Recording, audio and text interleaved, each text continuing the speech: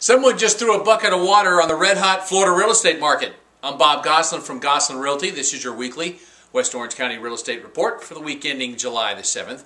While the overall U.S. housing market looks good, CoreLogic reports home prices up 2% from this time last year, we need to remember that the big picture is made up of lots of smaller markets. John Burns Real Estate Consulting says it's too early to say the Florida real estate market is back. Why? Jobs.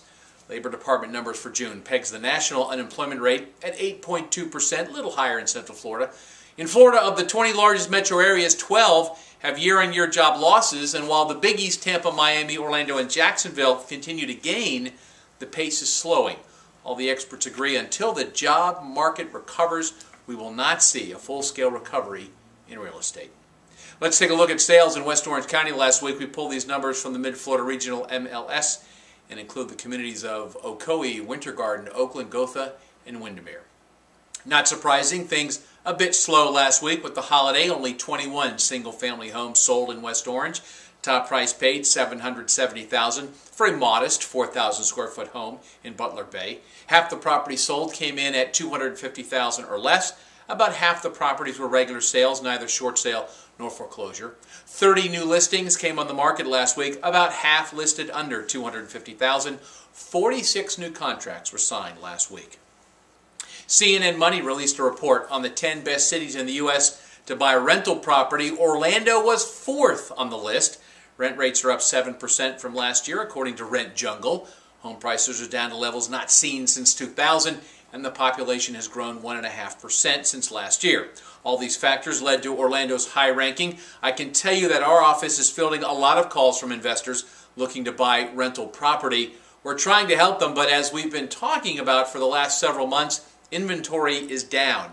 If you tried to sell your house 6, 8, 10 months ago or longer, you need to try again. The pool of buyers has grown thanks to those investors. You may have a great rental property and you don't even know it. Give us a call and we'll tell you. A warning about the latest foreclosure scam. Distressed homeowners are being contacted by companies that say they can find out the actual owner of your promissory note with something called a securitization audit. The promissory note is that thing you signed when you bought your house promising to repay the home loan. It may have been sold a couple times over by Wall Street during the mortgage securities frenzy a couple years back. You know, that thing that kind of got us in this mess in the first place, but that's a discussion for another time.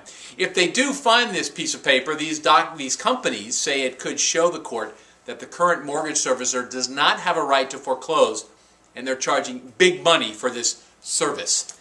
Two problems: the information is available free on the internet if you want to do some digging, and any reputable lawyer will tell you a securitization audit is merely the opinion of the person who wrote it. It is typically not admissible in court.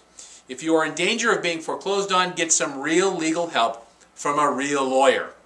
And if it's not too late to do a short sale, give us a call. I'm Bob Gosselin from Gosselin Realty. That's your weekly West Orange County real estate report. Do something good for America. Buy some real estate this week. We'll see you next time.